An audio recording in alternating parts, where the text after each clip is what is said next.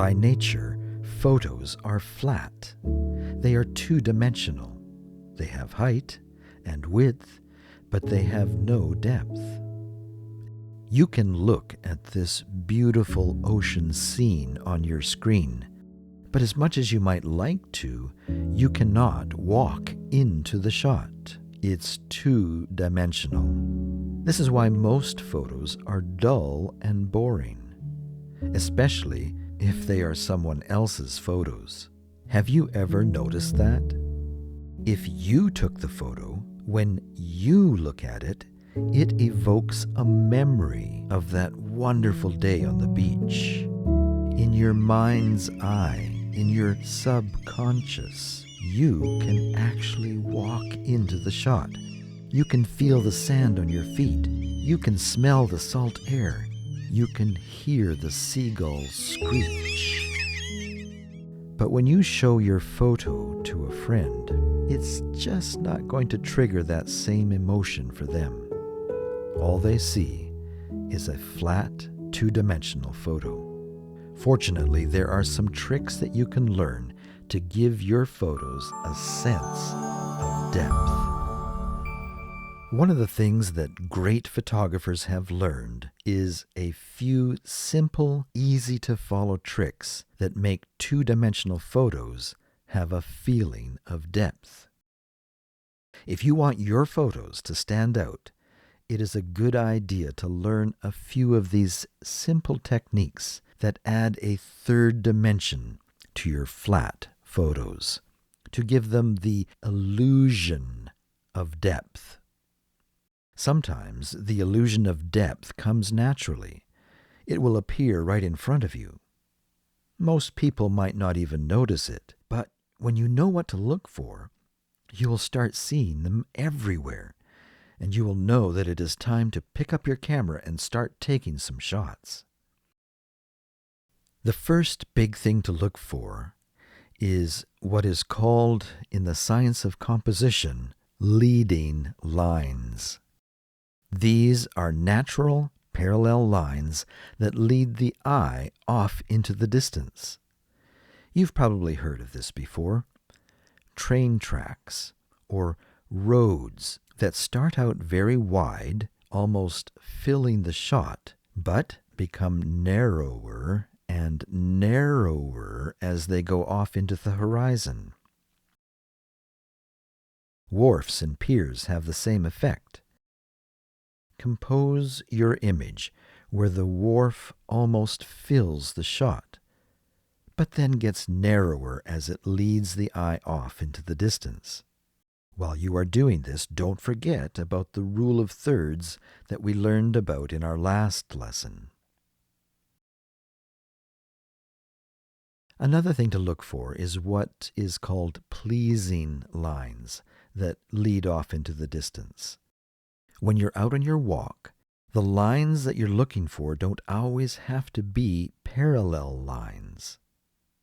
When you see pleasing lines, you will know that it is time to pick up your camera.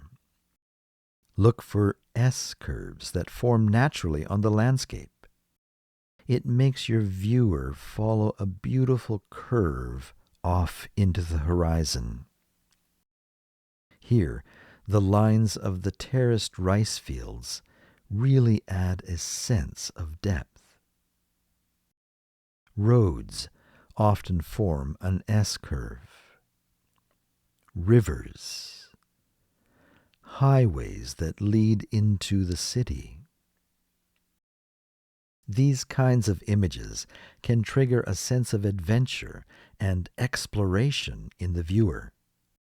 They wonder, if even subconsciously, what is around the bend in the road? What is around the hill? Where does the river lead? And what is it like? One more thing to look for is landscapes that have primary objects at various distances. We might call this looking for layers of depth. Sometimes this happens naturally when you're taking a walk.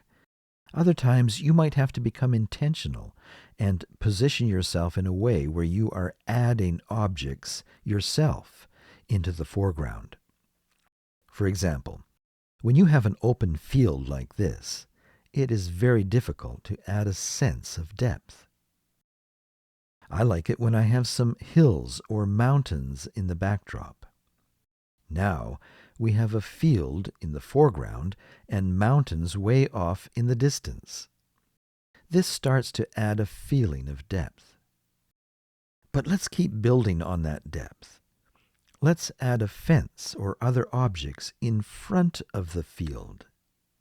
Now we have 3 layers of depth. Here, the large rocks on the shoreline help give this image a sense of depth. If the photographer would have just gone to the shoreline and taken the shot, it would only have had 2 layers of depth: the lake and the mountains. It is still nice. It's a beautiful scene.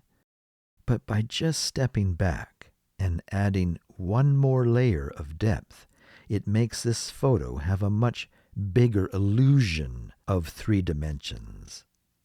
It doesn't have to be big rocks. It doesn't have to be rocks at all. You can use trees, flowers, plants. It is okay if the objects in the immediate foreground are not in focus. All you are doing is adding a sense of depth. This is a famous fishing village in Nova Scotia, Canada, called Peggy's Cove. I think it is one of the most photographed villages in Canada. The unique, colorful homes of the people make a beautiful, interesting shot. But notice how it adds a sense of depth when we include something in the foreground. Here we see a nice shot of the sun setting over the ocean in Halong Bay in Vietnam. The small islands at various distances help create the illusion of depth, and the setting sun adds another layer in the far-off distance. But notice how by just repositioning the camera slightly, we can add 1 more layer of depth by putting some tree branches in the foreground. Well, that's our lesson on adding a sense of depth to your photos. Here's your assignment. The next time that you go out to the field, keep your eyes open. Look out for those wonderful leading lines, the pleasing lines, and the layers of depth.